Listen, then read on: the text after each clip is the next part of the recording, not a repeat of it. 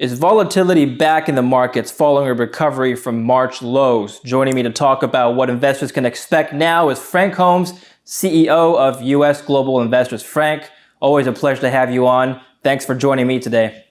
It's great to be with you and talk about my experiences in my lockdown, but I'm back in my office, as you can see.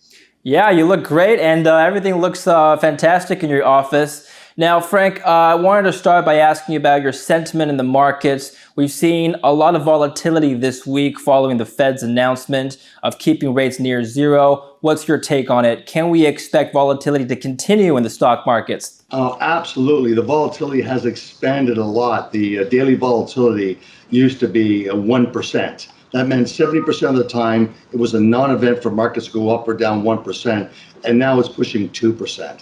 That's quite significant. In fact, that's greater than bullion itself.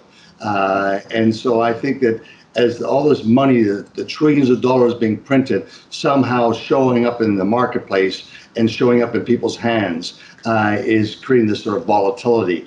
And also there's lots of negative uncertainty in the news. It's an election year also, so there's lots of sparks flying back and forth, and that just makes the greater volatility. And you have to have the stomach and have the mindset to be able to trade around that volatility. The timing of the correction this week was right after the Fed's announcement. Now, was this in any way related to the Fed, or did this have more to do with coronavirus fears? You know, David, we have our what's called our syndicator, our internal global indicator of all these commodities and various indices.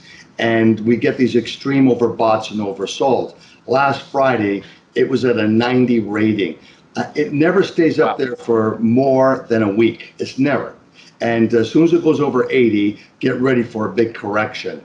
And then when we looked at the stock market's volatility, we call them sigmas, and we looked at one standard deviation move over 60 rolling days. And what we found was that at the beginning of this week, the market was up 4 standard deviations over 60 trading days. Now, if I went back over 20 years of data of looking at the yearly rolling period, we're back in the middle. There's nothing extreme. It's neutral on an annualized basis over 20 years. But over a quarterly basis, we're due for a correction. And I think a reason comes out of a marketplace has been stretched so long, and now it's going to be the Federal Reserve. But I really don't think it was the Federal Reserve. I think it was all the negative headlines on the coronavirus surge. He's talking about it getting a surge in Texas, where I am, one in Florida, these various states. And there's a punch out in UK with the airport, Heathrow Airport, and in particular British Air want to sue the government because they can't get people flying. If you want to fly over there, you only get a 14-day quarantine. You fly through Ireland. Like all that negative news, along with the coronavirus surge, creates a knee-jerk reaction. You've given us a lot to think about. Thanks for coming on the show today. Be bold and make sure you got your gold. Frank will be one of the speakers at the Minds of Money Online Connect, which is a virtual mining conference happening later this month. Stay tuned for that. And to the viewers watching, if you have any comments on where you think markets and gold are headed, leave your thoughts down in the comment section below. Thanks for watching Kitco News.